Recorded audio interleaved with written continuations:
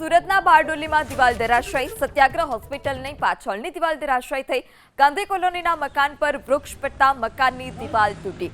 હોસ્પિટલની દિવાલને અડીને આવેલા 8થી વધારે વૃક્ષો પણ પડ્યા. સદનસીબે કોઈ જાનહાનિ નહીં. બારડોલી નગરપાલિકાની ટીમે વૃક્ષો હટાવવાની કામગીરી શરૂ કરી છે.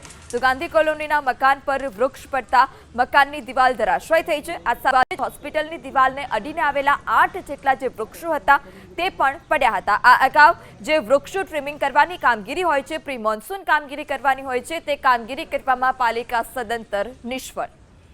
સુરતના બારડોલીમાં દિવાલ ધરાશાયી, સત્યાગ્રહ હોસ્પિટલની પાછળની દિવાલ ધરાશાયી થઈ. ગાંધી કોલોનીના મકાન પર વૃક્ષ પડતા મકાનની દિવાલ તૂટી. હોસ્પિટલની દિવાલને અડીને આવેલા 8થી વધારે વૃક્ષો પણ પડ્યા. સદનસીબે કોઈ જાનહાનિ નહીં. બારડોલી નગરપાલિકાની ટીમે વૃક્ષો હટાવવાની કામગીરી શરૂ કરી છે.